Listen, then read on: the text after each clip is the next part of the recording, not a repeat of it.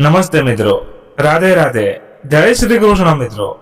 આજની વાર્તા ખાસ તમારા માટે એક છેલ્લે સુધી સાંભળવા નમ્ર વિનંતી છે। મારે પણ દિવાળી પર નવી સાડી જોઈએ છે। માએ ધીમેથી કહ્યું। હું કંઈક કહું એ પહેલા જ મારી પત્ની ચીસો પાડી ઉઠી। ઘરડી થઈ ગઈ છે, પણ ઈચ્છાઓ હજુ બાકી છે। તને કોણ જોશે જે નવી સાડી જોઈએ છે? હું ખામોશીથી બધું સાંભળતો રહ્યો, જ્યારે માં ચૂપચાપ રડતા રડતા પોતાના ઓરડામાં ચાલી ગઈ। દિવાળીના દિવસે ઘરમાં મહેમાનો આવ્યા, બધા તૈયાર થઈ ગયા। માએ જૂની જ સાડી પહેરીને બહાર આવી। જ્યારે મહેમાનો એ તેની મજાક ઉડાવી, ત્યારે તે ફરી પાછી ઓરડામાં ચાલી ગઈ। હું તરત જ તેમની પાછળ ગયો, પરંતુ સામેનું દ્રશ્ય જોઈને મારા હોશ ઉડી ગયા, કારણ કે અચાનક જોર જોરથી ચીસો પાડવાનો અવાજ આવ્યો। હું ભાગીને ઓરડાનો તાળો ખોલ્યો તો જોયું કે કૃતિકા મોઢાભેર નીચે પડી હતી। હું દોડીને તેની પાસે પહોંચ્યો। પડવાને કારણે તેનો ચહેરો થોડો સૂજી ગયો હતો અને વાળ વિખરાયેલા હતા। કૃતિકા કેટલી વાર કહ્યું છે કે જ્યારે ડાયરેક્ટ જોઈતું હોય તો પાસે પડેલી ઘંટડી વગાડી દેવી, પોતાની મેળે ઉઠવાની કોશિશ ન કરવી। હું ધીમે ધીમે તેને ફરીથી ખાટલા પર સુવડાવી રહ્યો હતો અને સમજાવી પણ રહ્યો હતો। તેની આંખોમાંથી આંસુ સતત વહી રહ્યા હતા અને તેના વાંકા મોઢામાંથી લાળ ટપકી રહી હતી, જેને મેં પાસે પડેલા કપડાથી સાફ કરી। મારી પણ આંખો ભીની થઈ ગઈ તેની હાલત જોઈને। દિલ તૂટી ગયું। તેણે પોતાના વાંકા હાથોથી મારી સામે હાથ જોડી દીધા। હવે આ બધું રોજનો સિલસિલો બની ગયો છે। મેં ઊંડો શ્વાસ લીધો અને કહ્યું, ભગવાન તારા હાલ પર દયા કરે છે। મેં તને માફ કરી, પણ તે ફરી ફૂટી ફૂટીને રડવા લાગી। હું જાણતો હતો કે તે શા માટે રડી રહી છે, પણ હું કંઈ કરી શકતો ન હતો, એટલે ચૂપચાપ ઉઠીને ઓરડાની બહાર ચાલ્યો ગયો। કિચનમાં જઈને પાણીનો ગ્લાસ લીધો અને પાછો આવ્યો। તે કંઈક બોલવાની કોશિશ કરી રહી હતી, પણ ચહેરો વાંકો થઈ જવાને કારણે બોલી શકતી ન હતી। શું જોઈએ છે કૃતિકા? બસ એક શબ્દ તેના મોઢામાંથી નીકળ્યો। બાળકો, મેં ફરીથી ઊંડો શ્વાસ લીધો અને તેના હાથ પર હાથ રાખીને તેને સાંત્વના આપ્યું। તેઓ તને મળવા નથી માંગતા। હું શું કરી શકું? તેઓ હવે મોટા થઈ ગયા છે, તેમના પર જબરજસ્તી ન કરી શકું। મને પણ જો, તેઓ મને પણ મળવા નથી આવતા। હું હવે ફક્ત એ જ વિચારું છું કે કોઈ રીતે તેમને અહેસાસ અપાવી શકું કે તેમની માં તેમને જોવા માટે તડપી રહી છે। મેં મારા આંસુ લૂછ્યા, ઓરડાની બહાર નીકળ્યો અને બહારથી દરવાજો બંધ કરી દીધો। તાળું મારવું જરૂરી હતું, કારણ કે જ્યારે જ્યારે મારી પત્નીને આંચકી આવતી હતી ત્યારે તે પોતાના કાબુમાં નહોતી રહેતી। તેણે ઘણીવાર પોતાને અથવા બીજાને કોઈને નુકસાન પહોંચાડ્યું હતું, એટલે મેં ઓરડાની બહાર તાળું મારવું યોગ્ય સમજ્યું। હું થાકેલા હારેલા માણસની જેમ કિચનમાં આવી ગયો। કિચનની બારીમાંથી બહાર નજર પડી તો મને મારી માનો હસતો ચહેરો દેખાયો। તે બહુ તકલીફમાં છે, માફ કરી દે। તેને તું જતી રહે છે, એક વાત તેને માફ કરી દે। તે દરરોજ મારી પાસે માફી માંગે છે। મેં કહ્યું, હું શું કરું? જ્યાં સુધી તું તેને માફ નહીં કરે, ભગવાન પણ તને માફ નહીં કરે। મારાથી તેની આવી હાલત જોવાતી નથી। હું મારી માના આત્મા સાથે વાતો કરી રહ્યો હતો, જેનો પડછાયો મને આખા ઘરમાં દેખાતો હતો। એવું લાગતું હતું જાણે માનો આત્મા આજે પણ ઘરમાં ભટકી રહ્યો છે અને ચીસો પાડી પાડીને મને કહી રહ્યો છે, જોઈ રહ્યો છે, અંજમ, જે તારી પત્નીએ મારી સાથે કર્યું, આજે ભગવાને તેની સાથે કેવો ઇન્સાફ કર્યો છે। આ તે સમયની વાત છે જ્યારે મારી ઉંમર 26 વર્ષની હતી। મારા ચહેરા પર મુસ્કાન હતી। હું મારા ઓરડામાં ત્યાં લાગેલા એકમાત્ર અરીસા સામે ઊભો રહીને શેરવાની ઠીક કરી રહ્યો હતો। ત્યારે માં ઓરડામાં આવી, હે ભગવાન, મારા દીકરાને નજર ન લાગે, ખરાબ નજરથી દૂર રાખે। સમીર, તું તો બહુ સુંદર લાગી રહ્યો છે, તારા પર તો બહુ રોનક આવી ગઈ છે. માની પ્રસન્નતા પર હું હસી પડ્યો. ત્યારે માએ મારા માથા પર હળવો હાથ ફેરવ્યો અને મારો હાથ પકડીને મને ઓરડાની બહાર લઈ આવી. ઓરડાની બહાર અજીબ પ્રકારની ભાગદોડ મચેલી હતી. જ્યારે મને બહાર આવતો જોયો તો બધું જાણે એકદમ થંભી ગયું. દરેક જણ મને પ્રસન્નતા ભરેલી નજરોથી જોઈ રહ્યું હતું. ત્યારે માએ મારા કાન પાછળ કાળો ટીકો કર્યો અને બોલ્યા, ભગવાન ખરાબ નજરથી બચાવે. પણ તે શું જાણતા હતા કે મને નજર લાગી ચૂકી હતી. મારું નામ સમીર છે. હું મારા મા બાપનો એક દીકરો હતો. પિતાજીનું મૃત્યુ તે સમયે થયું જ્યારે હું 12 વર્ષનો હતો. ત્યારથી જ માએ મને મહેનત કરીને મને ભણાવ્યો ગણાવ્યો. તે હંમેશા દિવાળી પર જૂની સાડી પહેરતા હતા અને મને નવો ડ્રેસ પહેરાવતા હતા. જ્યારે હું માને પૂછતો તો માં, તમે જૂની સાડી પહેરી લેશો, તમે નવી સાડી કેમ નથી પહેરી? માં મને બહાનું બનાવીને કહેતા હતા કે મેં કસમ ખાધી છે, જ્યારે તું મોટો થઈ જઈશ અને નોકરીએ લાગી જઈશ ત્યારે તું જ મને દિવાળી પર નવી સાડી આપજે. ત્યારે જ હું નવી સાડી પહેરીશ. હું માને દિવસ રાત સિલાઈ મશીન પર બેઠી જોતો. ઘણી વાર તેમને કહેતો, માં કામ છોડી દો. માં કહેતા, જો આ કામ છોડી દઈશ તો તને ખવડાવી પીવડાવીશ કેવી રીતે? પણ મને સારું નહોતું લાગતું. જ્યારે માં આખો દિવસ મશીન પર માથું નમાવીને બેસી રહેતા હતા, મને તેમની ચિંતા થતી હતી. મારી વાત પર માં હસવા લાગતા અને કહેતા, ભગવાન તને કુશળ રાખે, તું છે ને મારી પાસે, પછી મને શેની ચિંતા? પણ હું હંમેશા પરેશાન રહેતો કે ક્યારે મારી નોકરી લાગશે અને ક્યારે ત્યાં હું માને નવા નવા કપડાં અપાવીશ. માને કહેતો, માં બસ જલ્દીથી નોકરી લાગી જાય. તો માં ટોકી દેતા, પહેલા ભણતર પૂરું કર, ત્યાર પછી નોકરી વિશે વિચારજે. માની વાત સાંભળીને હું હેરાન થઈ જતો. આટલી મહેનત કરવા છતાં માં કેટલી ધીરજ હતી કે હજુ પણ ધીરજ રાખવા તૈયાર હતા. તેમની ધીરજ જોઈને હું વધુ પરેશાન થઈ જતો અને મનોમન વિચારતો, માં હું તને ક્યારેય કોઈ દુઃખ નહીં આપવા દઉં. હું ભણી ગણીને સારી જગ્યાએ નોકરી કરવા લાગી ગયો. માં બહુ ખુશ હતા. કહેવા લાગ્યા, હવે હું તારા લગ્ન કરાવીશ. હું હેરાન રહી ગયો અને કહ્યું, માં મારે લગ્ન નથી કરવા, હું તમારી સાથે રહીશ, તમારી સેવા કરીશ, તમને નવી નવી વસ્તુઓ લાવી આપીશ. માં મારી વાત પર હસ્યા અને બોલ્યા, તારી પત્ની પર તો આવશે, પછી તે પણ મારી સેવા કરશે. તમે બંને મળીને મારી સેવા કરજો. માની વાત પર હું હસી પડ્યો. મેં કહ્યું, માં, મારી કમાણી પર ફક્ત તમારો હક છે, બીજા કોઈને નહીં. માં બોલ્યા, એમ ન કહેવાય. જે જવાબદારી લઈને આવ્યો છે તેને પણ નિભાવવી પડે. જ્યારે તું કોઈની દીકરીને પોતાના ઘરે લાવીશ તો તેને શું ભૂખી રાખીશ? એવું ન હોય બેટા. અને મેં તારો ઉછેર પણ એવો નથી કર્યો. પણ હું જીદ પર અડી ગયો અને કહ્યું, માં, તમે મને આટલી મુશ્કેલીઓમાં ભણાવ્યો, એટલે મારી કમાણી પર સૌથી પહેલો હક તમારો છે.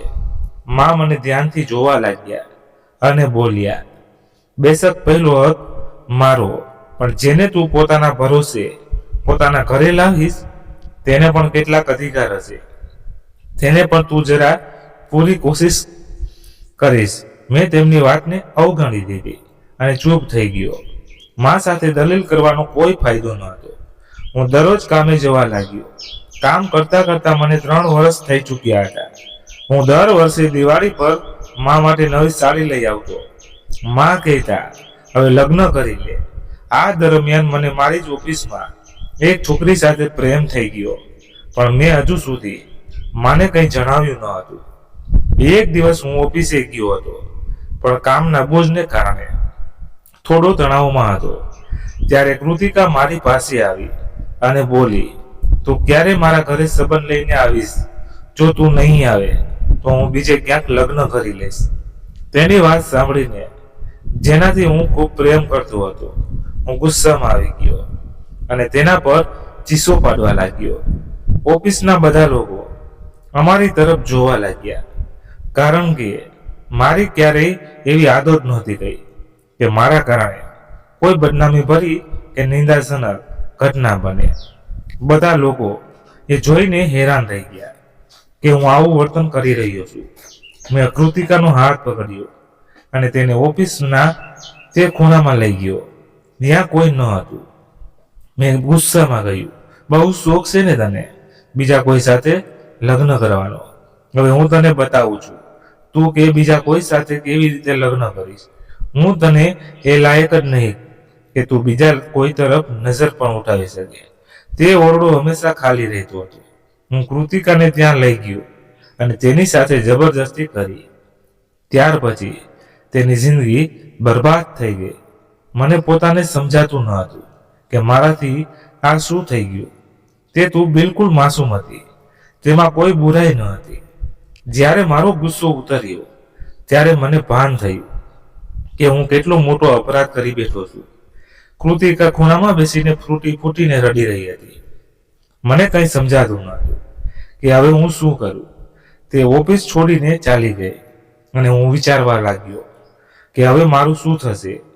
જ્યારે હું ઘરે પહોંચ્યો ત્યારે મારી હાલત જોઈને માં ગભરાઈ ગયા અને બોલ્યા, સમીર શું થયું છે? આટલો પરેશાન કેમ લાગે છે? હું મા પાસે બેસી ગયો અને કહ્યું, માં મારાથી બહુ મોટો અપરાધ થઈ ગયો છે. માએ પૂછ્યું, શું અપરાધ? ત્યારે મેં કહ્યું, માં મારી ઓફિસમાં એક છોકરી હતી. હું તેને પ્રેમ કરતો હતો પણ ન જાણે મને શું થયું મેં તેની ઇજ્જત છીનવી લીધી. હવે તે ઓફિસ છોડીને જતી રહી છે. આ સાંભળીને માએ પોતાનું માથું પકડી લીધું અને બોલ્યા, તે શું કરી દીધું? શું મેં તારો ઉછેર આવો કર્યો હતો? તને એકવાર પણ એ ન સૂઝ્યું કે તે પણ કોઈની દીકરી છે, કોઈના ઘરની ઇજ્જત છે? તે કહેવા લાગ્યા. તને તેના પર જરા પણ દયા ન આવી. માં મને સવાલ પૂછી રહ્યા હતા. મેં માને કહ્યું, માં મારાથી બહુ મોટી ભૂલ થઈ ગઈ છે. માં કહેવા લાગ્યા, આ ભૂલ નથી, અપરાધ છે અને તારે તેનું પ્રાયશ્ચિત કરવું પડશે. પછી માએ મને ઘરમાંથી કાઢી મૂક્યો અને કહ્યું, જ્યાં સુધી તે છોકરી તને માફ નહીં કરે ત્યાં સુધી તને ઘરમાં પ્રવેશવાની પરવાનગી નથી. મેં માને કહ્યું, માં હું ક્યાં જઈશ? પણ માએ મારી એક ન સાંભળી અને મારા મોઢા પર દરવાજો બંધ કરી દીધો. માના આ વર્તનને મને મજબૂર કરી દીધો કે હું કૃતિકાના ઘરે જાઉં. જ્યારે હું કૃતિકાના ઘરે પહોંચ્યો ત્યારે સામેનું દ્રશ્ય જોઈને હું હેરાન રહી ગયો. તે પોતાના ઘરવાળાઓ સાથે હસી રમી રહી હતી, જાણે તેને એ વાતથી કોઈ ફરક જ ન પડ્યો હોય કે તેની ઇજ્જત માટીમાં મળી ચૂકી છે. જ્યારે તેણે મને દરવાજા પર જોયો ત્યારે તેના ચહેરા પર એક અજીબ ખેંચાણ દેખાયું અને તેના ચહેરા પરથી ડર ઝલકવા લાગ્યો. હું તેની પાસે ગયો અને કહ્યું, મને માફ કરી દે, મારાથી બહુ મોટો અપરાધ થઈ ગયો છે. હું દિલથી તારી સાથે લગ્ન કરવા માંગુ છું. તું મારી સાથે લગ્ન કરીશ? પણ તે સમયે તેની માં આગળ આવી અને બોલી, ઠીક છે, હું તને મારી દીકરીનો સંબંધ આપી દઈશ, પણ તે પહેલા તારે એક કામ કરવું પડશે. તે મારી દીકરીની ઇજ્જતને કચડી છે. હવે તારે તેને કિંમત ચૂકવવી પડશે. તારે તારું ઘર મારી દીકરીના નામે કરવું પડશે, નહીંતર અમે તારી વિરુદ્ધ પોલીસમાં ફરિયાદ કરીશું. હું ડરી ગયો. મને આશા ન હતી કે કૃતિકાની માં આવું કહે છે, પણ ભૂલ મારી જ હતી તો મારે જ તેની ભરપાઈ કરવાની હતી. મેં આ વિશે માને કંઈ કહ્યું નહીં અને ઘર કૃતિકાના નામે કરવાનો નિર્ણય કરી લીધો. કૃતિકા બહુ ખુશ હતી, પણ મેં એક શરત રાખી કે જ્યાં સુધી તે મારી સાથે લગ્ન નહીં કરે હું ઘર તેના નામે નહીં કરું. પછી કૃતિકાએ મારી સાથે લગ્ન કર્યા અને મારે નુકસાન ભરપાઈમાં તેના નામે ઘર કરવું પડ્યું. પણ મને ખબર ન હતી કે આ નુકસાન ભરપાઈ પાછળ શું રહસ્ય છુપાયેલું છે. જ્યારે હું કૃતિકાને લઈને ઘરે પહોંચ્યો તો માં મને જોઈને હેરાન રહી ગયા અને બોલ્યા, લો બાળકે માથું નમાવી દીધું. મેં કહ્યું, માં આ મારી પત્ની છે, એ જ છોકરી છે જેની સાથે મેં ભૂલ કરી હતી. માએ શાંતિનો શ્વાસ લીધો અને આગળ વધીને કૃતિકાનું માથું નમ્યું. માં બોલ્યા, મને માફ કરી દે દીકરી, આ મારા દીકરાની ભૂલ હતી. હવે તને ક્યારેય કોઈ દુઃખ નહીં આપે. પણ તે સમયે પણ મારામાં એટલી હિંમત ન હતી કે હું માને જણાવી શકું કે હું મારી ભૂલનું પ્રાયશ્ચિત કરી ચૂક્યો છું. મને ડર હતો કે ક્યાંક માં મારાથી નારાજ ન થઈ જાય. તેમણે બહુ મહેનતથી આ ઘર બનાવ્યું હતું અને મારા નામે કર્યું હતું, જેથી મારું ભવિષ્ય સુરક્ષિત રહે. પણ મેં મારા જ હાથોથી મારું ભવિષ્ય બરબાદ કરી દીધું. માની દિવસ રાતની મહેનત, જેમ કે તે આછી રોશનીમાં પણ રાતોએ કપડાં સિલાઈ કરતા હતા, મારી આંખો સામે ઘૂમવા લાગી. મારી આંખો ભરાઈ આવી. હું ચૂપચાપ ઘરની અંદર ચાલ્યો ગયો. આજે હું મા સાથે વાતો કરવા લાગ્યો. મને પૂરો વિશ્વાસ હતો કે મા અને કૃતિકા વચ્ચે ખૂબ બનશે, પણ મને ખબર ન હતી કે ભવિષ્યમાં મારી સાથે શું થવાનું છે. એ પણ સાચું હતું કે મા મને બહુ પ્રેમ કરતા હતા. કૃતિકા ઓરડામાં આવી તો મેં તેને કહ્યું, કૃતિકા, હું માનું છું કે મારાથી બહુ મોટો અપરાધ થયો છે, પણ તારા કહ્યા મુજબ મેં તેની સજા ભોગવી લીધી છે. હવે હું ઈચ્છું છું કે તું મારી માની સેવા કર. તેમની સાથે મિત્રતા ભર્યું માહોલ બનાવીને રાખ. તેમને ક્યારેય એવું મહેસૂસ ન થવા દેતી કે તું અલગ છે. કૃતિકાએ જવાબ આપ્યો, શું આ બધું મારી જવાબદારી છે? શું તે મારી સાથે લગ્ન ફક્ત એટલા માટે કર્યા હતા? હું તેની વાત પર હેરાન રહી ગયો અને બોલ્યો, શું મારી ઈચ્છા વ્યક્ત પણ ન કરી શકું? શું તું મને પ્રેમ નથી કરતી? કૃતિકા બોલી, ઈચ્છાનો મતલબ એ હરગીઝ નથી કે હું તારી માની સેવા કરું. મેં તારી સાથે લગ્ન પ્રેમમાં જરૂર કર્યા હતા, પણ તેનો એ મતલબ નથી કે હું દરેક ઈચ્છા પૂરી કરું. કૃતિકાની વાત સાંભળીને મેં અફસોસથી માથું નમાવી દીધું. તેનો મતલબ હતો કે એક એવો સોદો કરી લીધો હતો જેમાં મને ફક્ત નુકસાન જ થયું. હું ચૂપ થઈ ગયો, વિચારવા લાગ્યો કે સમય સાથે કૃતિકા માની આદતોને સમજવા લાગશે. જ્યારે તે માને સમજી જશે તો ચોક્કસપણે પોતાની મેળે તેમની સેવા કરવા લાગશે. પણ મારે તેને સમય આપવો પડશે. હું એ જ વિચારતો રહ્યો, પણ મને ખબર ન હતી કે કૃતિકા જેટલી જિદ્દી છે તેટલી ચાલાક પણ છે. પહેલેથી બધું વિચારી સમજીને આવી હતી. તેને ખબર હતી કે આગલી ચાલ શું ચાલવાની છે. સમય આ રીતે પસાર થતો ગયો. અમારા લગ્નને 5 મહિના થઈ ચૂક્યા હતા. એક દિવસ જ્યારે હું ઓફિસથી ઘરે પાછો ફર્યો, મારી પત્નીએ ખબર નહોતી કે હું આવી ચૂક્યો છું. ત્યારે મેં મારી માને કહેતા સાંભળ્યા, દીકરી, ખોટું ન માનતી, તમારા બંનેના લગ્નને 5 મહિના થઈ ગયા છે, પણ હજુ સુધી કોઈ ખુશ ખબર નથી મળી. જો તું કહે તો હું ડોક્ટરને બતાવી દઉં. ત્યારે મારી પત્ની ઉઠી અને મારી મા સાથે અત્યંત બદતમીજીથી વર્તવા લાગી. તે કહેવા લાગી, ડોશી, તારે મને એ કહેવાની જરૂર નથી કે મારે શું કરવું છે અને શું નહીં. બની શકે કે હું જાણી જોઈને માં નથી બનવા માંગતી, અને આમ પણ તારા દીકરાથી સંતાન પેદા કરવાનો મારો કોઈ ઈરાદો નથી. તેની વાતો હજુ પૂરી પણ નહોતી થઈ કે તેની નજર મારા પર પડી. મેં એવો દેખાવ કર્યો જાણે મને કંઈ ખબર જ ન પડી હોય. માની આંખો આશ્ચર્યથી ખુલી રહી ગઈ. તેમના ચહેરા પર ગભરાટ હતો, જાણે તેમની કોઈ ચોરી પકડાઈ ગઈ હોય. તે જલ્દીથી અંદર રસોડામાં ચાલી ગઈ. મેં કૃતિકાને કહ્યું, કૃતિકા, એક ગ્લાસ પાણી આપ. તે નખરા બતાવતા ઉઠી અને મને પાણી આપી ગઈ. પાણી પીને હું મા પાસે જવા લાગ્યો તો કૃતિકાએ પૂછ્યું, હવે ક્યાં જઈ રહ્યા છો? મારે તમારી સાથે જરૂરી વાત કરવી છે. મેં ગંભીરતાથી કહ્યું, હા બોલ, શું કહેવું છે? તે બોલી, મને તારી માં આ ઘરમાં બિલકુલ મંજૂર નથી. એમને કોઈ વૃદ્ધાશ્રમમાં છોડી આવ. કૃતિકાની વાત સાંભળીને હું દંગ રહી ગયો. મેં તો ક્યારેય વિચાર્યું પણ ન હતું કે આવો દિવસ પણ આવશે.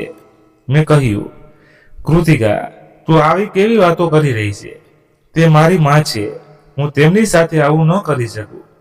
મારી વાત સાંભળીને તે બોલી, ઠીક છે, જો તું તારી માને ન શોધી શકે તો પછી મને છૂટાછેડા આપી. છૂટાછેડાનો મતલબ હતો કે મારું આ ઘર પણ મારાથી છીનવાઈ જાય, જેમાં હું રહી રહ્યો હતો. મેં કહ્યું, થોડી દયા કર, આવું ન કર. ભૂલ નહીં, એક દિવસ તારે પણ આ ઉંમરે પહોંચવાનું છે.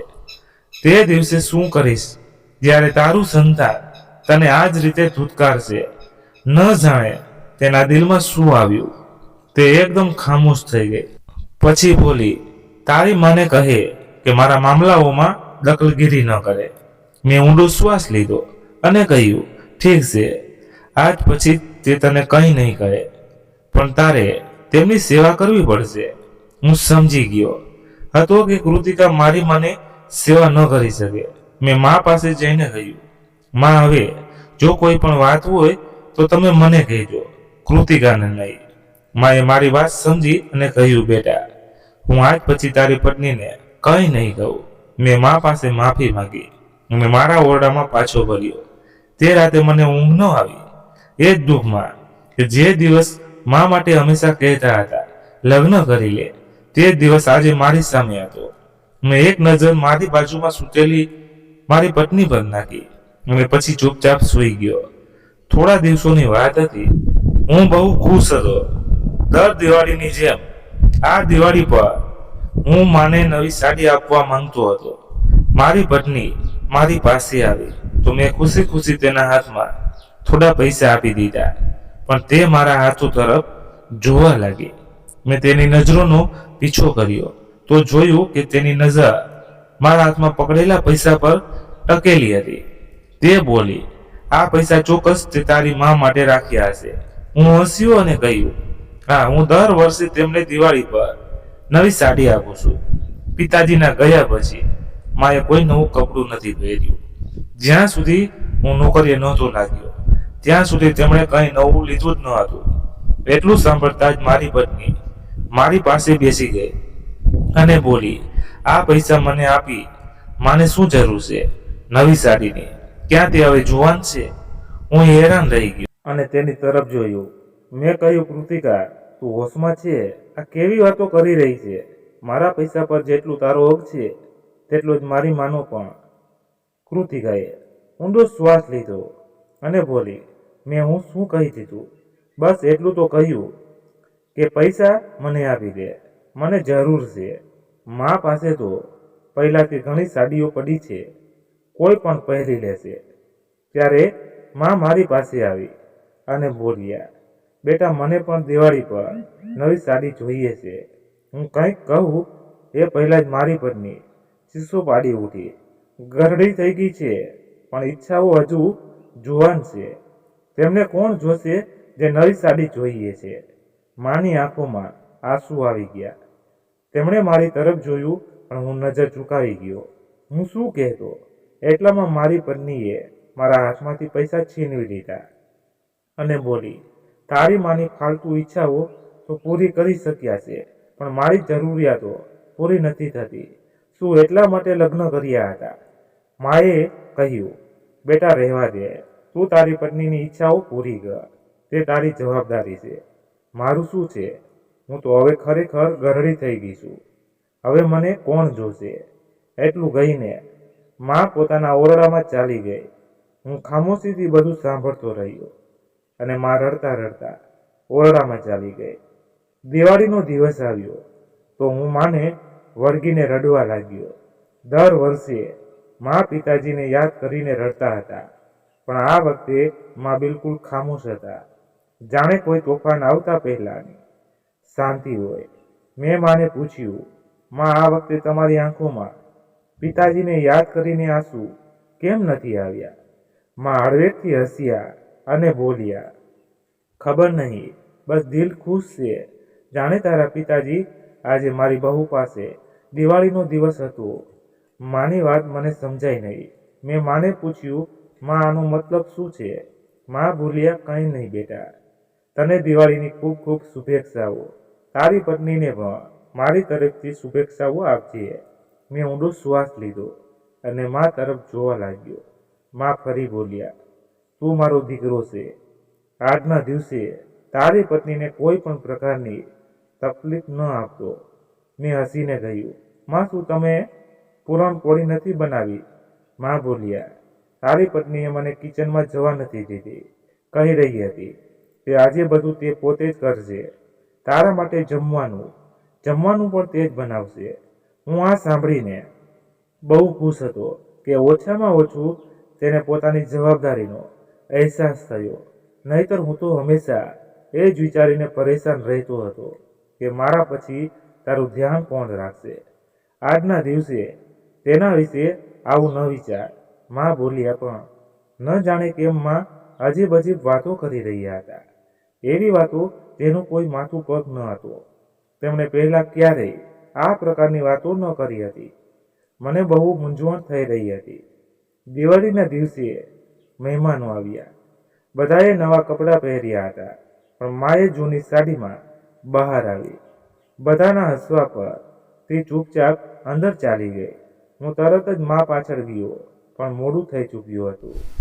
મા સામે જમવાનું રાખેલું હતું અને જેમ હું તેમને જમવાનું ખાધું તેમના મોઢામાંથી ફીણ નીકળવા લાગ્યા. હું ભાગતો મા પાસે ગયો. ગભરાઈને પૂછ્યું, માં શું થયું? તમારી તબિયત તો ઠીક છે ને? પણ માનો ચહેરો વાદળી પડી ચૂક્યો હતો. મને કંઈ સમજાતું ન હતું. મેં માને પૂછ્યું, માં તમે શું ખાઈ લીધું? ચાલો આપણે ડૉક્ટર પાસે જઈએ. પણ માએ કોઈ જવાબ ન આપ્યો. હું ડૉક્ટર પાસેના હકીમને બોલાવી લાવ્યો. હકીમે આવતા જ માને જોયા અને કહ્યું, એમને ઝેર આપવામાં આવ્યું છે. હવે તે આ દુનિયામાં નથી રહ્યા. આ શબ્દો ન હતા, ખંજર હતા, જે મારા દિલને ચીરી ગયા. ઝેર કોણે આપ્યું? મારા મગજમાં જાણે વિસ્ફોટ થઈ ગયો. મારી પત્નીએ આજે જમવાનું બનાવ્યું હતું, પણ મને એવું નહોતું લાગતું કે તેણે આમ કર્યું હશે. હું તરત જ મારી પત્ની પાસે ગયો અને તેને કહ્યું, તે મારી માને જમવામાં ઝેર આપ્યું છે, ખરું ને? મારી પત્નીના ચહેરાનો રંગ ઉડી ગયો અને તે કહેવા લાગી, તું શું કહી રહ્યો છે? હું આવું શા માટે કરું? હું તેની વાતો પર વિશ્વાસ કરી બેઠો, કારણ કે તે બહુ આત્મવિશ્વાસથી વાત કરી રહી હતી. મારી પાસે વિશ્વાસ કરવા સિવાય કોઈ રસ્તો ન હતો. દિવસો આમ જ પસાર થતા ગયા. મારી પત્ની હંમેશા ફોન પર કોઈની સાથે વાત કરતી રહેતી, પણ હું તેને અવગણતો. કદાચ મને ડર હતો કે જો આ વાત સાચી નીકળી તો હું મારી પત્નીને જ છોડી દઈશ. મને મારી પત્ની પર શંકા હતી, પણ હું ડરના મારીએ કંઈ કહી શકતો ન હતો. એક દિવસ જ્યારે હું ઘરે આવ્યો ત્યારે મારી પત્ની તેની મા સાથે વાત કરી રહી હતી. મેં સાંભળ્યું, સારું થયું માં, સમીરને હજુ સુધી કંઈ ખબર નથી પડી, નહીતર ન જાણે શું થઈ જાય. હા, એ ગોળીઓ જે આપી હતી ને, મેં મારી સાસુના ચંબામાં નાખી દીધી હતી અને બાકીની ગોળીઓ છુપાવી દીધી હતી. હા માં, આ ગોળીઓ બહુ અસરકારક હતી. જલ્દી ફરક પડી ગયો. ના, સમીરને તો કંઈ ખબર નથી પડી. હા ઠીક છે, હવે સમીર આવવાના છે. હું તારી સાથે પછી વાત કરીશ અને તું હંમેશા રહસ્યને રહસ્ય જ રાખજે. મારી પત્નીની વાતો સાંભળીને હું દંગ રહી ગયો. જેવો અંદર આવ્યો તો મારી પત્ની મને જોઈને હેરાન રહી ગઈ. મારું આખું શરીર ધ્રુજી રહ્યું હતું. મને વિશ્વાસ નહોતો થતો કે મારી પત્ની મારી સાથે આવું કરી શકે છે. મેં તેને એક નજર જોઈ અને ઓરડામાં ચાલ્યો ગયો. મારી પત્ની મારી પાછળ આવી અને કહેવા લાગી, તું ક્યારે આવ્યો? હું તેની વાતો સાંભળીને ફૂટીને રડવા લાગ્યો અને તેણે કહ્યું, મને તારા પર ભરોસો હતો. મને તારાથી આ આશા ન હતી કે તું મારી માનો જીવ લઈ લઈશ. આખરે તેણે તને શું કહ્યું હતું? તે તો આજ સુધી જ ક્યારેય મારી સાથે કોઈ ઈચ્છા વ્યક્ત નહોતા કરતા. થોડો સમય ધીરજ રાખી લેતી, તેમને સમજવાની કોશિશ કરતી, અને તે તો તેમને જાનથી મારી નાખ્યા. તને તો ફક્ત ઘર અને દોલત જોઈતી હતી ને, તો લઈ લે. હું તારી સાથે એક પળ પણ નહીં રહું. ત્યારે હું મારો સામાન પેક કરવા લાગ્યો, પણ કૃતિકાએ મારો હાથ પકડી લીધો અને કહેવા લાગી, ના, તું મને છોડીને ક્યાંય ન જઈ શકે. મેં તેને કહ્યું, હું તારા જેવી છોકરી સાથે બિલકુલ ન રહી શકું. પણ કૃતિકા મારી સામે કરગરવા લાગી, રડવા લાગી અને પછી બેભાન થઈ ગઈ. હું હેરાન રહી ગયો કે આને શું થઈ ગયું. જલ્દીથી ડૉક્ટરને બોલાવ્યા, પણ ડૉક્ટરે જે જણાવ્યું તે સાંભળીને મારા પગ નીચેથી જમીન સળગી ગઈ. મિત્રો, પ્લીઝ એકવાર વિડીયોને લાઈક કરીને આપણી આ ચેનલને સબસ્ક્રાઈબ કરી લેજો.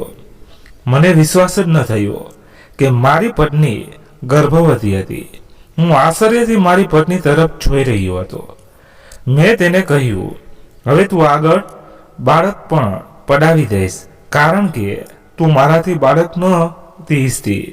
ત્યારે તે એકદમ તડપી ઉઠી અને બોલી, ના, તું શું કહી રહ્યો છે? આ મારું બાળક છે. હું હરગીઝ તેને નષ્ટ નહીં થવા દઉં. મેં મારી પત્નીનું બહુ ધ્યાન રાખ્યું. તેને કોઈ ચીજની કમી મહેસૂસ ન થવા દીધી. તે પણ મારી સાથે બહુ સારી રીતે રહેવા લાગી હતી. મને વિશ્વાસ નહોતો થતો કે આ એ છોકરી છે જેણે મારી માને ઝેર દઈને માર્યા હતા. અને આ બાળક મારાથી નહોતી હતી, પણ સમય અને સંજોગોએ તેને બદલી નાખી હતી. મને ખુશી હતી કે ઓછામાં ઓછું તે પોતાના બાળક માટે ચિંતિત હતી. દિવસો આ રીતે પસાર થતા ગયા અને ભગવાને અમને 2 દીકરા આપ્યા. હું અને મારી પત્ની બહુ ખુશ હતા, પણ એ ભૂલી ગયા કે કદાચ ભગવાને અમારી ભૂલોનું પરિણામ ભોગવવા માટે આ બાળકો આપ્યા હતા. કારણ કે જે મારી પત્નીએ મારી મા સાથે કર્યું તે જ મારી સાથે થઈ રહ્યું હતું. મારી પત્ની પોતાના બાળકોને બહુ પ્રેમ કરતી હતી. હંમેશા તેમને પોતાની નજરો સામે રાખતી અને તેમનું ધ્યાન રાખતી.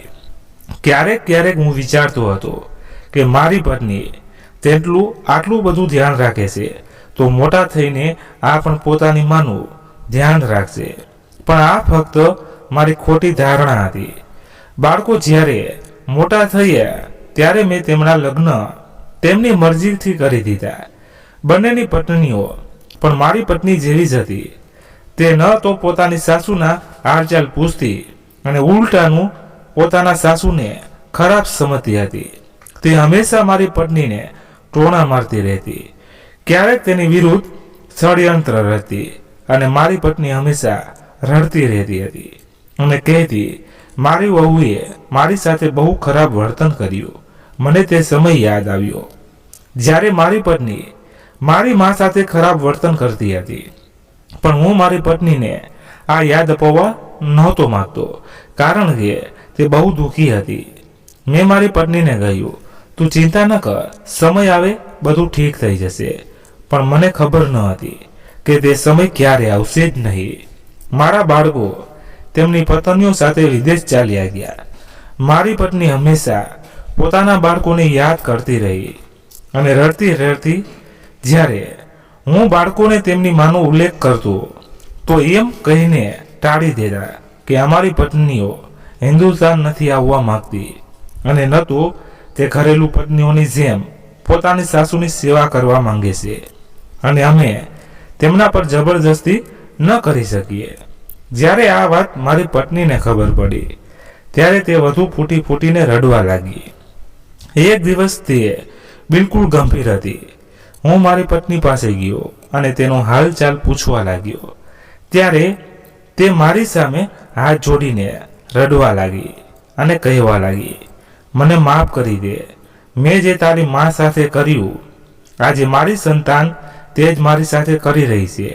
મને સમજાયું નહીં કે ક્યારેય મારી મા અંદરની બાળકોની ઈચ્છા પેદા થઈ ગઈ અને ક્યારે મારું દિલ એવું ઈચ્છવા લાગ્યું કે હું મારી જિંદગી મારા બાળકો સાથે વિતાવું. નહીતર હું તો એ સ્ત્રી હતી જે હંમેશા પોતાનું જ વિચારતી હતી. કદાચ આ બધું ભગવાન તરફથી હતું, મને આ દિવસ દેખાડવા માટે, મને આ અહેસાસ અપાવવા માટે કે મેં મારી સાસુ સાથે કેવું વર્તન કર્યું હતું. પણ કદાચ તેની તરફથી મારી પરીક્ષા હજુ બાકી હતી. પછી એક દિવસ મારી પત્નીને લકવાનો હુમલો થયો. તે બિલકુલ પથારીવશ થઈ ગઈ. ન બોલી શકતી હતી, ન ચાલી શકતી હતી. તે બસ એક નિર્જીવ શરીર બની રહી ગઈ હતી. તેને જોઈને માયા ખૂબ દયા આવતી હતી. તે હંમેશા બેભાન જેવી સૂતી રહેતી ને પૂરી રીતે જીવતી ન મરેલી તેના હાથ પગ વાંકા થઈ ચૂક્યા હતા. જ્યારે પણ બોલવાની કોશિશ કરતી તો બહુ મુશ્કેલી થતી અને તેના મોઢામાંથી હંમેશા લાળ ટપકતી રહેતી. તેને ન આંચકીનો સામનો કરવો પડતો, જેમાં તે વસ્તુઓ તોડફાડ કરી દેતી અને બધાને ખરાબ બોલવા લાગતી. એટલે મારે તેને હંમેશા ઓરડામાં બંધ રાખવી પડતી. પણ તેનો ચહેરો જોઈને દિલ પીગળી જતું, કારણ કે તે વારવાર મારી પાસે માફી માંગવાની કોશિશ કરતી. અને જ્યારે હું આખા ઘરમાં ફરતો તો દરેક ખૂણામાં મને મારી માનો પડસાયો દેખાતો અને હૂંસવા લાગતો. હું મારી માને કહેતો, માં મારી પત્નીને માફ કરી દે, ભગવાન પણ માફ કરી દે. પણ મારી પરીક્ષા દરરોજ વધતી જતી હતી. હવે મારી પત્ની પૂરી રીતે માનસિક રોગી બની ચૂકી હતી. તેને કંઈ પણ સમજાતું ન હતું. તે કોઈને ઓળખી પણ શકતી ન હતી. હું દિવસ રાત તેને સંભાળવામાં લાગેલો રહેતો. ઘણીવાર મારા દીકરાઓને વિનંતી કરી કે તેમની પત્નીઓને હિન્દુસ્તાન લઈ આવે અને તેમની માને એકવાર જોઈ લે, ઓછામાં ઓછું એકવાર તેમની સુરત જોઈ લે. પણ દીકરાઓએ સાફ સાફ ઇનકાર કરી દીધો. તેમનું કહેવું હતું, હવે અમારો તેમની સાથે કોઈ સંબંધ નથી. તે મને પણ મળવા તૈયાર ન હતા. કદાચ આ જ કર્મોનું ફળ હતું. જ્યારે પણ હું મારી માને યાદ કરતો તો ખામોશ થઈ જતો. મારાથી પણ બહુ અપરાધ થયા હતા, બહુ ભૂલો થઈ હતી, પણ મેં ક્યારેય તેના પર ધ્યાન નહોતું આપ્યું. હું મારા વિચારોમાં ડૂબેલો હતો. ત્યારે દરવાજા પર ટકોરા પડ્યા. હું ઉઠીને દરવાજો ખોલવા ગયો. સામે એક વૃદ્ધ ઊભા હતા. તે જે મને મળવા આવ્યા હતા. બાબાજી, મારી પત્ની હંમેશા રડતી રહે છે, પોતાના બાળકોને યાદ કરતી રહે છે. ત્યારે બાબાજીએ કહ્યું, બેટા, તેના બાળકોને તેની પાસે લઈ આવ, એ જ તેનો ઈલાજ છે. પણ હું કેવી રીતે મારા બાળકોને બોલાવું, કેવી રીતે તેમને તૈયાર કરું? તે તો મારી વાત સાંભળવા પણ તૈયાર ન હતા. હું ત્યાં જ બાબાજી પાસે બેસી ગયો અને તેમણે કહ્યું, મને હંમેશા મારી માનો પડસાયો દેખાય છે. મને ચિંતા સતાવે છે કે હજુ પણ મને મારી માં કેમ દેખાય છે. તે પણ હંમેશા હસતા. ત્યારે બાબાજી બોલ્યા, તને તારી માનો પડસાયો એટલા માટે દેખાય છે જેથી તું એ ક્યારેય ન ભૂલાય કે તું તેની તકલીફો પર હંમેશા ખામોશ રહ્યો. જ્યારે તારી મા પર તારી પત્નીએ ખરાબ વર્તન કર્યું, તેને રોકી ન ક્યારેય કોઈ વાત કહી, ઉલટાનું તું ખામોશ રહ્યો. આજ તારી ખામોશી હવે તારી સામે આવી ગઈ છે. જો આજે તારી સંતાન પણ તારાથી દૂર છે અને હવે તું પોતે એક પરીક્ષામાંથી પસાર થઈ રહ્યો છે, તો બસ તારા ભગવાનને પ્રાર્થના કર કે તે તને માફ કરી દે. ત્યારે કદાચ તારી મા પણ તને માફ કરી શકે. નહીંતર આ બધું જ તારી સામે રહેશે. જ્યારે હું મારી પત્નીના ઓરડામાં ગયો તો ત્યાં અજીબો ગરીબો અવાજ આવવા લાગ્યા. હું ગભરાઈ ગયો. એક નજર દરવાજા તરફ નાખી અને એક નજર બાબાજી તરફ. બાબાજી હસી રહ્યા હતા. તેમણે કહ્યું, તેનો છેલ્લો સમય આવી ગયો, તેને અલવિદા કહી દે. મારા પગ નીચેથી જમીન સરકી ગઈ. હું હેરાન હતો કે બાબાજી શું કહી રહ્યા છે. હું ઝડપથી ઓરડા તરફ ભાગ્યો. જેવો મેં ઓરડાનો તાળો ખોલ્યો, સામે મારી પત્ની મોઢા પર નીચે પડેલી હતી. તેના મોઢામાંથી ફીણ નીકળી રહ્યા હતા, બરાબર એ જ રીતે જેમ એક સમયે મારી માના મોઢામાંથી નીકળ્યા હતા. મેં તેને બચાવવાની પૂરી કોશિશ કરી, પણ તે આ દુનિયામાં ન રહી. ન જાણે તેની પાસેથી ઝેર ક્યાંથી આવ્યો અને શા માટે તેણે તેની પોતાની પાસે રાખ્યું અને પછી ખાઈ પણ લીધું. જ્યારે મેં મારા બાળકોને ફોન કરીને આ વાત જણાવી તો તેમણે બસ એટલું જ કહ્યું કે એકના એક દિવસ તો બધાને જવાનું જ છે, આજે નહીં તો કાલે માને જવાનું જ હતું. જ્યારે મેં તેમને કહ્યું કે શું તમે લોકો તમારી માના અંતિમ સમયમાં પણ તેની સામે પાસે નહીં આવો, તો તેમણે ઇનકાર કરી દીધો. બોલ્યા, અમારા કામનું નુકસાન થશે અને અમારી પત્નીઓ પણ પાસે જવા તૈયાર નથી. મારી આંખોમાંથી આંસુ વહી રહ્યા હતા. મારી પત્નીએ હું તેના કર્મોનું ફળ મળી ગયું હતું. હું તેની પાસે બેસીને રડવા લાગ્યો. મેં તેને દિલથી માફ કરી દીધી. તેણે જીવનમાં બહુ યાતનાઓ સહી હતી અને અંતમાં પણ તેનો સાથ કોઈએ ન આપ્યો. તેણે એક વધુ પાપ કરી લીધું, આત્મહત્યા. મને અફસોસ એ વાતનો હતો કે અંતિમ દિવસે તેની શું હાલત હશે. અને પછી મને પોતાના પર દયા આવવા લાગી. આખરે મારી સાથે જાવું કેમ થયું? આટલી લાંબી પરીક્ષા, આટલી લાંબી દોડ ફક્ત મારી જ કેમ? મેં ક્યારેય વિચાર્યું પણ ન હતું કે મારા જીવનમાં આવું કંઈક થશે. ક્યારેક ક્યારેક પરીક્ષા માણસોનો અવાજ સાંભળી લેશે અને તેની પાછળ ચાલતી રહેશે જ્યાં સુધી માણસ દમ ન તોડી દે. હવે હું બસ મારા છેલ્લા સમયની રાહ જોઈ રહ્યો હતો. મને મારો અંત સ્પષ્ટ દેખાવા લાગ્યો હતો. હું તો મારી પત્નીને કાંધ આપવા માટે હાજર હતો, પણ મને કાંધ આપવા માટે કદાચ કોઈ નહીં હોય. મને તે સમયનો ડર સતાવી રહ્યો હતો જ્યારે મારી લાશ પણ એક ઓરડામાં પડી રહેશે અને કોઈ મને પૂછવા નહીં આવે. મને બસ એ વાતનું દુઃખ હતું કે મારું કોઈ પણ પોતાનું મારી પાસે ન હતું.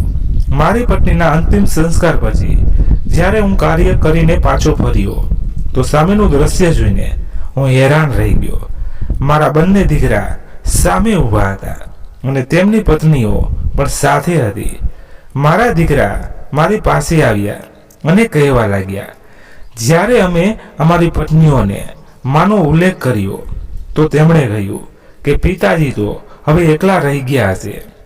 આપણે તેમની પાસે જવું જોઈએ, તેમનું ધ્યાન રાખવું જોઈએ.